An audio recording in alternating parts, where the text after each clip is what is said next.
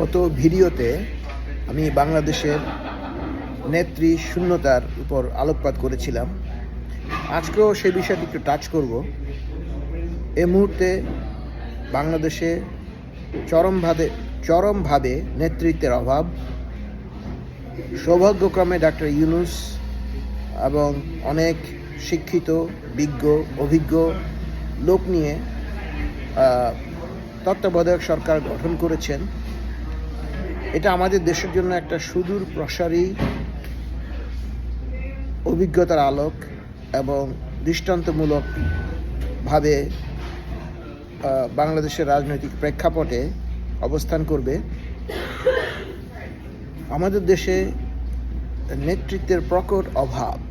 যাদের কাছে আমরা নেতৃত্বের আশা করেছিলাম গত 50 বছর, তারা আমাদেরকে প্রচণ্ডভাবে নিরাশ করেছে এবং দেশটাকে খুব খারাপ পর্যায়ে নিয়ে গেছে।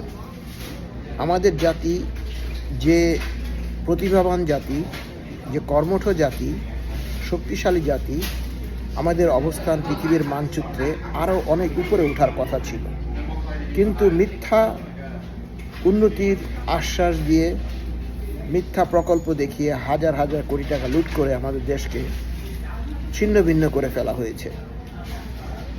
আমি আশা করব যে আপনারা রাজনৈতিকভাবে নেতৃত্বের জন্য কামড়াকামড়ি না করে প্রত্যেকে যে প্রতিষ্ঠানে আছেন, যেভাবে আছেন, সবাই সেই জায়গায় নিজের নেতৃত্বকে, নিজের কর্মঠ, নিজের বুদ্ধি, নিজের পরিশ্রম দ্বারা সেগুলিকে প্রতিষ্ঠা করেন।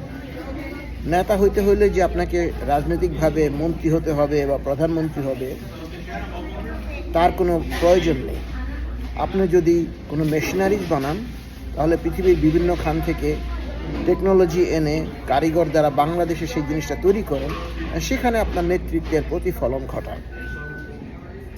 বিশেষ করে আমি বাংলাদেশের যুব সমাজকে বলবো, যারা অত্যন্ত উচ্চাকাঙ্ক্ষী, প্রতিভাবান এবং সুন্দর মনের মানসিকতা, যাদেরকে এখনও নোংরামি স্পর্শ করতে পারে নাই, তোমরা অবশ্যই চেষ্টা করবে যে স্ব ক্ষেত্রে যে যার প্রতিভা আছে সেক্ষেত্রে নেতৃত্ব বা নেতা হওয়ার জন্য।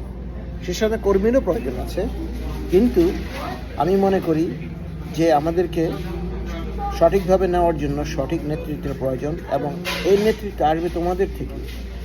আমরা যারা বয়স্ক, আমাদের দিন চলে গেছে, আমরা আমাদের অভিজ্ঞতার আলোকে কিছু করার চেষ্টা করব, সেই সাথে তোমরাও তোমাদের প্রতিভার বিকাশ ঘটাও। যাই হোক, আমি আর কথা বাড়াবো না।